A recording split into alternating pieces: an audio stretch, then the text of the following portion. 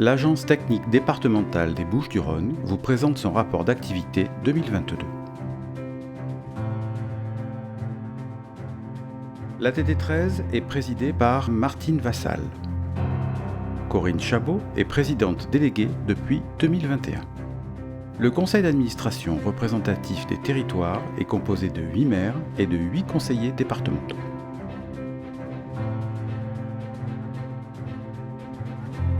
En 2022, 127 collectivités du département des Bouches-du-Rhône sont adhérentes à l'ATD 13, soit 111 communes, 4 intercommunalités à fiscalité propre et 12 groupements intercommunaux.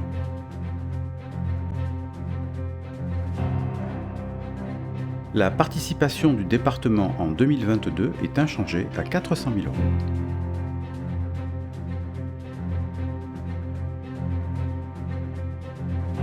Les recettes de fonctionnement de l'agence se répartissent en 3 temps. Département des Bouches-du-Rhône, 51%. Cotisation des collectivités, 38%. Excédent de fonctionnement reporté, 10%. En 2022, les efforts de contrôle des dépenses ont été poursuivis afin de maintenir une situation budgétaire saine. Entre les dépenses réalisées du budget primitif et le compte administratif, le taux de réalisation est de 91,9%. Le conseil juridique et la formation des élus locaux représentent 76% des dépenses. Je pense que ATD 13 apporte, à la fois par la formation et par le conseil, une mission principale et auprès des élus et du maire que je suis. Si ATD 13 n'existait pas, eh bien, on devrait se tourner par exemple vers des cabinets d'avocats privés, ce qui représenterait un coût particulier.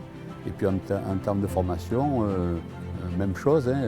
La formation que nous vivons aujourd'hui, par exemple, eh bien, c'est hyper important aussi pour se connaître, se découvrir, en dehors de notre microcosme de l'intercommunalité. La mission de conseil et d'assistance aux collectivités progresse de 47% sur les 5 dernières années.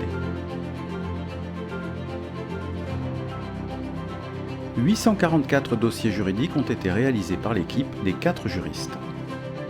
Les principales thématiques des dossiers juridiques de cette année se rapportent à l'administration générale de la collectivité, les relations entre la commune et les associations, l'urbanisme et les projets d'aménagement, les pouvoirs de police du maire.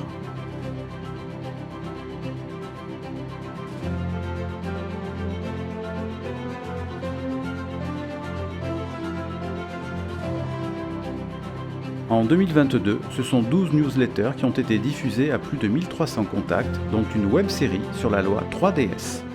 Quand on est élu, on n'a pas toujours le temps d'étudier tous les textes, on n'a pas le temps de se tenir toujours à jour de tout ce qui peut sortir. Et l'ATD 13, justement, nous aide dans cette démarche, notamment par leur expertise juridique.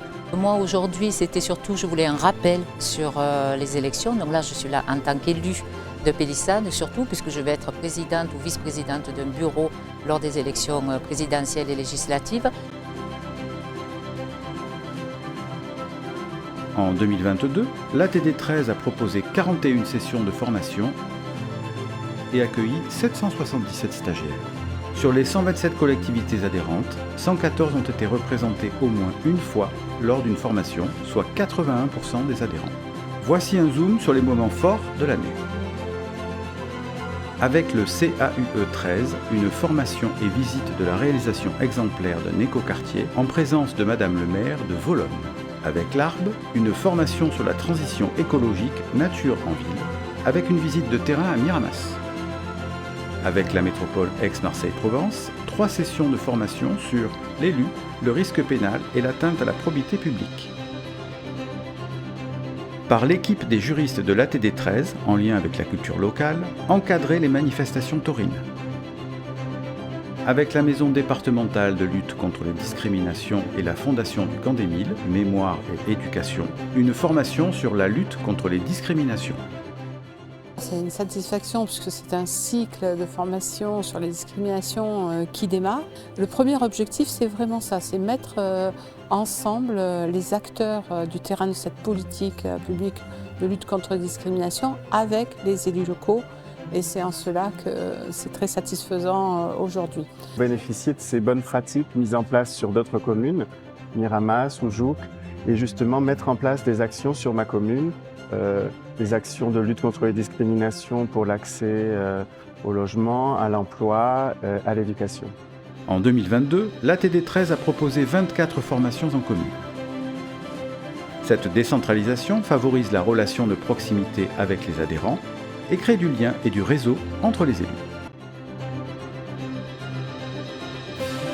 L'agence conduit une politique partenariale forte avec les institutions départementales et régionales dans le cadre de sa mission de formation.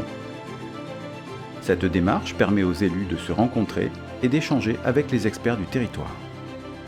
L'existence d'un organisme qui est départemental d'abord et qui permet de retrouver des élus du même territoire et puis aussi d'adapter les formations en fonction des besoins qui peuvent être remontés. C'est, je pense, une compétence qui est intéressante dans cet organisme particulier qui est l'ATD 13. Ça m'apporte un peu de dézoomer, je dirais, sur des questions qu'on peut voir au quotidien mais par un petit bout ou par un autre.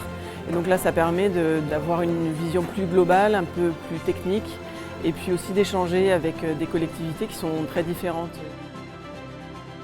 La présidente déléguée, le conseil d'administration et l'équipe de l'ATD 13 remercient leurs adhérents pour leur confiance et leurs partenaires pour leur engagement.